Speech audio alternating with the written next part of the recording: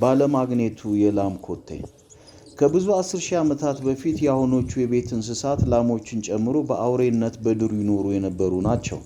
ከጊዜ በኋላ ግን ላሞች ከሰው ልጆች ጋር ተላምደው መኖር ከጀመሩበት ጊዜ ወዲህ የሰው ልጆች የወተት፣ የቅቤ፣ የእርጎና ሌሎች የወተት ተዋጽኦ በማግኘት ተጠቃሚ ሆነዋል።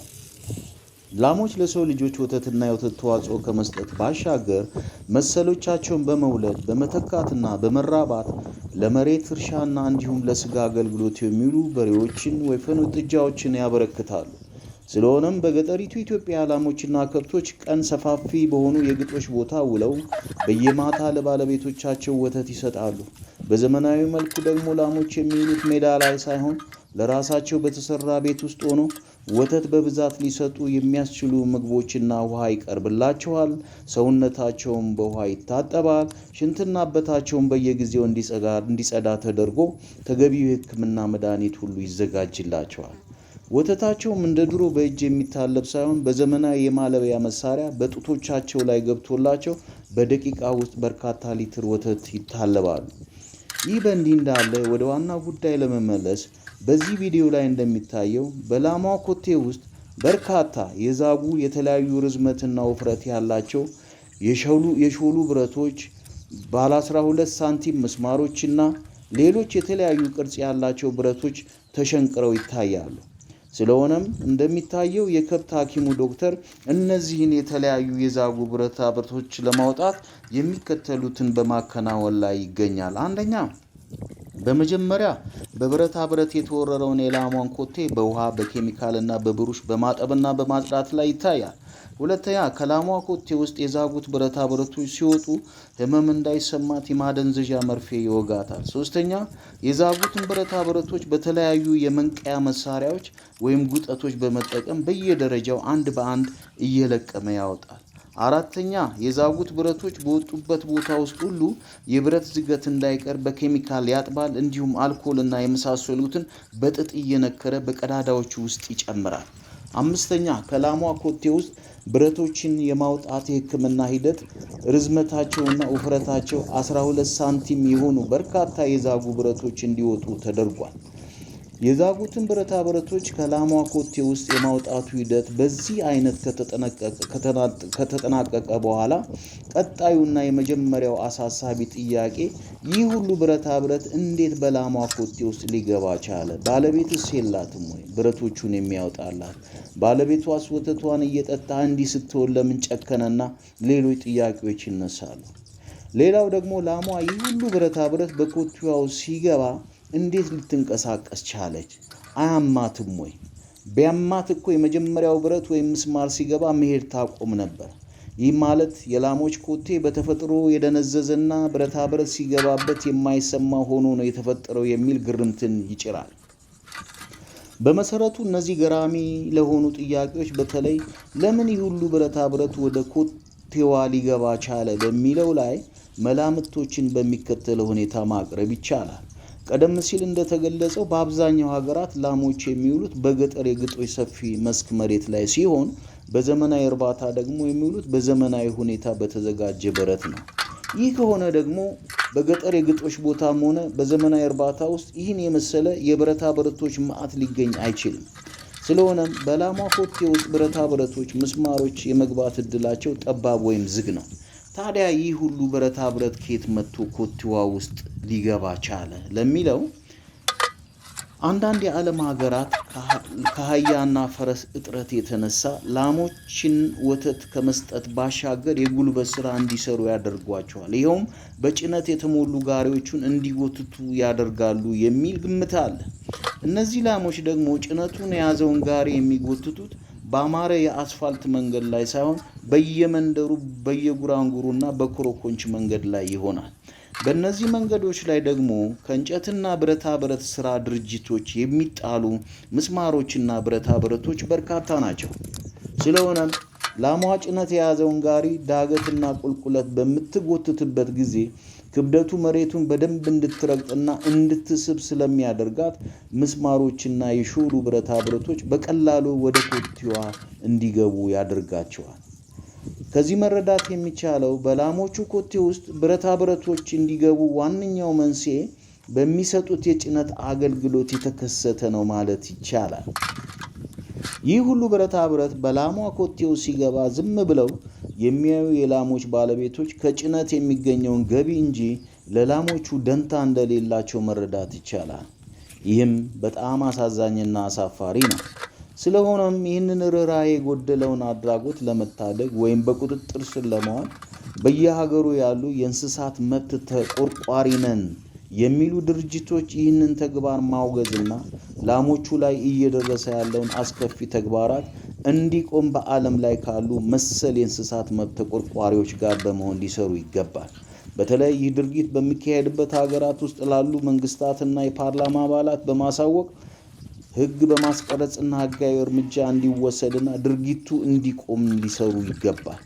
በመጨረሻም ተመልካቾቻችን ይህን ቪዲዮ ላይክ እና ሼር በማድረግ አድናቆታችሁን እንድትገልጹልን ብሎም ወደፊት በቀጣይ የምንለቃቸውን አዳዲስ ተከታታይ ድንቅና ተወዳጅ ቪዲዮ ሲወጡ በቀላሉ ለማየት እንድትችሉ የሰብስክራይቧን ቁልፍ እንድትጫኑ ከአክብሮት ጋር እንጠይቃለን።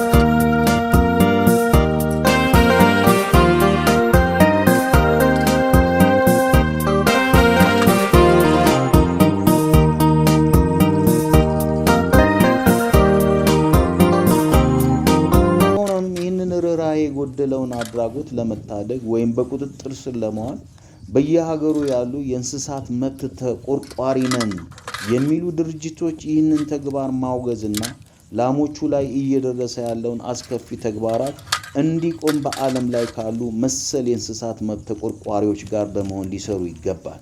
በተለይ ይህ ድርጊት በሚካሄድበት ሀገራት ውስጥ ላሉ መንግስታትና የፓርላማ አባላት በማሳወቅ ሕግ በማስቀረጽና ሕጋዊ እርምጃ እንዲወሰድና ድርጊቱ እንዲቆም ሊሰሩ ይገባል።